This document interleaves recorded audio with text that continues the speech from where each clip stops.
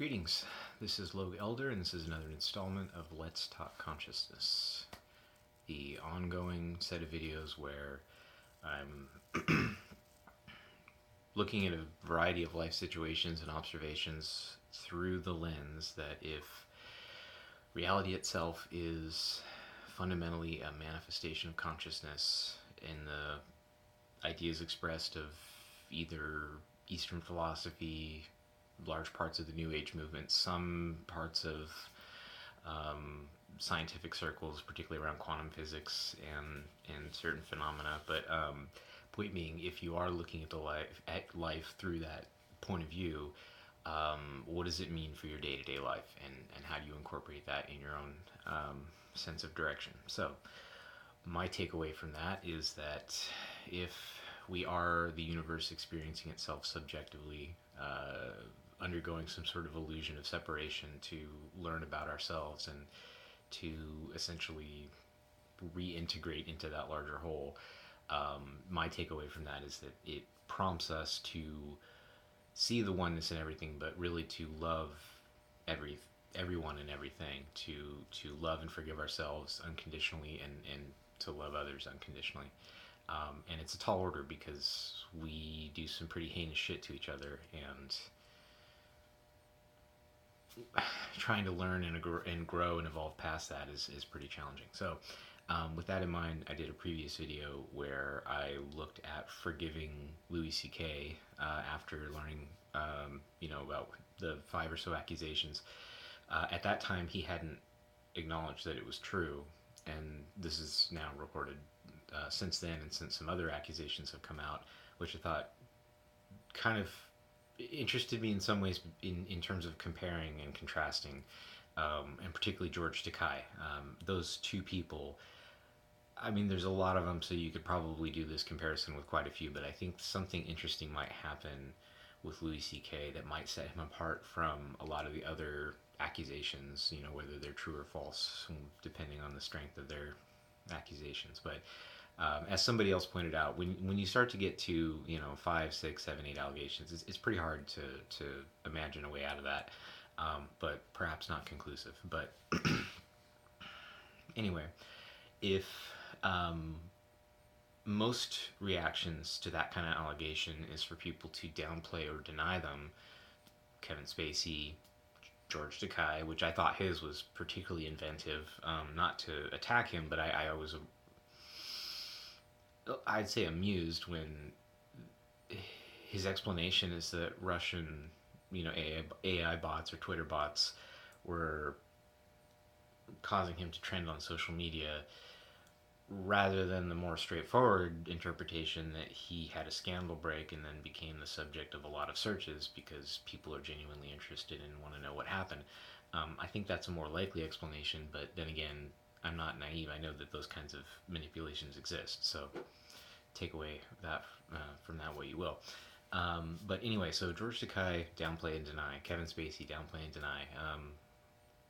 Charlie Sheen, I haven't really read direct quotes from him, but I'm pretty sure that's the stance he's taking. Harvey Weinstein, I mean, his first quote was very evasive. It was something about, I know I've hurt a lot of people, but not acknowledging exactly what it was. And that's generally what people say when they don't want to acknowledge what they did, but they're acknowledging what they did. I mean, when people tiptoe around what it is they actually did, that's usually a pretty big red flag, something's up. But anyway, Louis C.K. didn't take long to just say, yeah, they're true. And that's kind of crazy. It's a big departure, and it might afford us a really big opportunity in that sense that he's kind of in an unusual position because he's a stand-up comedian. In particular, he's a stand-up comedian that has a really kind of unflinching look at himself in terms of his own flaws, obviously not including the one that he was hiding, but seemingly in these other aspects of life where he was safe to do so, he would disclose a lot of the real grit and kind of gnarlier aspects of what it is to be a person, and to be him. So we might actually find that maybe with some time and distance, he actually comes forward with a surprisingly articulate way of explaining what brought him to that place.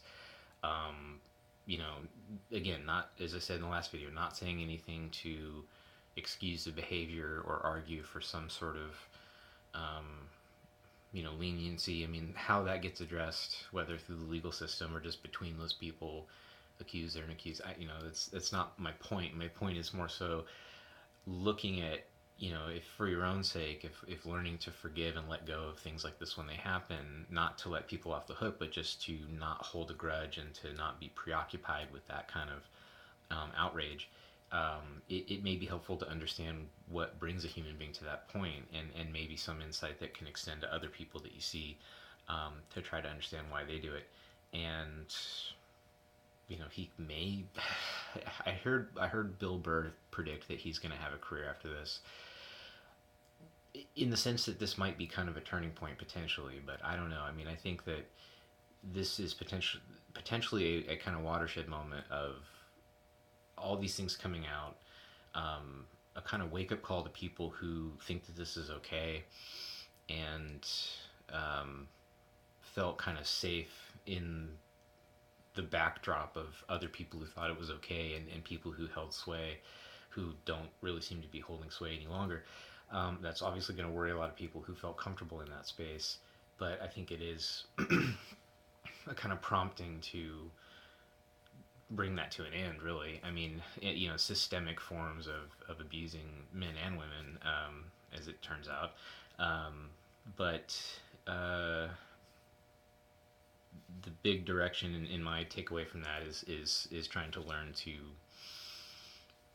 let go of it and not carry it forward. So anyway, with George Takei, I think I brought that up first, and I don't know if I completed that point other than to say, in denying and downplaying it, it's a very human thing to do. It's understandable. I don't necessarily think, again, it should be something that should be let off the hook. And we don't know if his accusations are true or not. He did not admit to it the way Louis C.K. did, but it's understandable, at least. And again, in the angle of forgiving people, it's not to say it's okay. It's not to say that it's just in the backdrop of this kind of spiritual look at it. It's also not to say it's all okay because we're all just, unfolding and having terms that I use, obviously, but having this journey and all this stuff. It's like there's still a real world that you live in, and obviously we all have an interest in seeing justice carried out. So that's why I would say, with all the the talk of love and forgiveness, it's like there is still a day-to-day life that has to be lived, and you have to learn how to protect yourself and others from dangerous people. So it creates all sorts of difficult questions. But again, my main point is, do it with love, do it with an understanding that your anger is not helping you, it's not making you better at dealing with those things. And from a kind of criminal law and order standpoint, I think we would probably all benefit from learning how to reorient the way we deal with criminals in a way that's more geared towards not expressing our anger towards them and like being punitive, but actually trying to like transform people in a positive way. But how the fuck do you do that? That's a bigger question. So anyway, I guess I'll just throw in like a short tag at the end of other things that I was thinking about in terms of like seeing outrageous behavior in people that you didn't know was possible. Like you see a celebrity and you think they're a good person, then you find out this is happening. And I said this in the previous video. People around you have these kinds of fucked up things, and they will come out sometimes, and sometimes they won't. But my point is, like, you will brush up against this from time to time. Some scandal will happen in your family or where you work or whatever, some community you're in, something really outrageous will happen that will come out. And understand that the people that you love and care about have demons, and and you have demons. I think there's a real capacity for us to excuse ourselves or justify our horrific things, and to camouflage them in the backdrop of our memories, until we really look them really look courageously at them and unflinchingly. But anyway, some kind of exposures to that myself. I met somebody who, and this isn't to just call out people's bad behaviors and throw them under the bus, but it was just eye-opening. I met somebody who tried to sell their own child, which is fucking insane. But I was working a job where somebody had worked, and then months after I no longer had that job, and neither did they. I found out that this person had approached somebody at a Walmart to sell their own daughter for, I think, $50. And it was a man and a woman, the two parents of this kid. And then the people who were approached were obviously horrified, and they called the police, and that's how it became news. Um, but it's like, obviously people looking at that who have no connection to that person, and I really didn't have a big connection to that person. I just worked with them for a few months, and got to know them a little bit. But my point in bringing that up is that that's like one of the most horrific things, and particularly in a headline, the way it reads, the way I just kind of encapsulated it. It's like this really inhuman thing that you couldn't imagine. Like, how could a parent sell their own child? But I had some insight into that because I was around to see the person before that happened, and when they weren't in such a desperate situation. But by the way, as a parent, that is a truly horrifying fucking thing. There is all sorts of outrage that kind of processes within me. But the point I have is to just not to get stuck on it. But anyway, moving on. So knowing this about this person, I looked back at my recollection of working with them, and he spoke very affectionately about his daughter and being a parent, and it didn't read as insincere, and I don't think that it necessarily was. I think it really spoke to the potential and the capability in human beings to, I was going to say be duplicitous, but really it's bigger than that. It's like to hold a paradox. And, I think that person could have really legitimately loved his daughter and taken joy in seeing her, fall asleep and take a nap, and just observe. It's really, if you're a parent, you know what I'm talking about. But to see your kids nap, for some reason, it seems like it's the most you love them is right after they fall asleep and they stop driving you insane. But so the point being, it's like those moments existed for him. I could see it in the sincerity in what he revealed. But he was also at a certain point homeless and had a really serious meth addiction.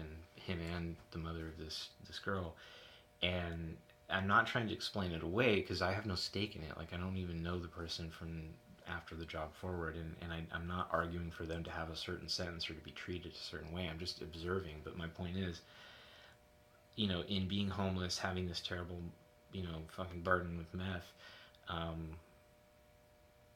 they saw something is a way of like trying to get their daughter out of that situation. Um, which is, even from the article that was reported on it, as far as the quotes. And it's like, that's a horrible thing, but it's like there is another angle to that a person that was really driven to this de- depraved degree of desperation, that they would see that as a viable way out for their kid. It speaks to a kind of fogginess of the mind that's unbelievable, but but at least an intention that does speak to some concern about their own kid, and an obvious and utter lack of concern for their own well-being, because I think you'd be pretty far gone to think that would be a good thing to do for your kid. Like, you'd have to really lose regard for yourself and your own value to think that your kid's better off without you. But obviously their kid would have been most well off if these two had managed to somehow get off the drugs and take care of their kid. But like, that's not everybody's prepared to do that. So anyway, I won't ramble on too much longer. This is getting close to 15 minutes. But as sexual misconduct scandals go, as horrible parenting, just I was going to say horrors, I'm being redundant, but as these things happen, as you learn about people that that have these dark sides. Actually, one quick one.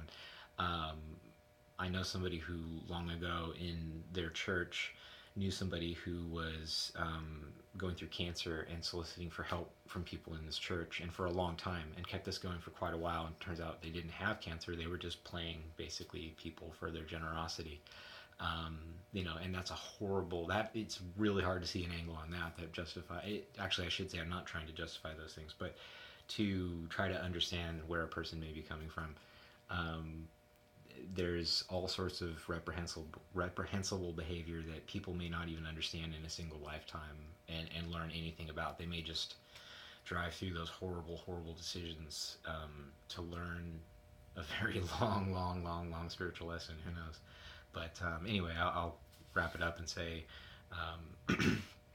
see the see the potential in all things for a lesson in other people's mistakes and yours, and don't hold on to grudges because it deteriorates your quality of consciousness and your experience, and you don't nobody deserves to really have that hold on you for the things that they do to you to really to carry forward into your life all this negativity.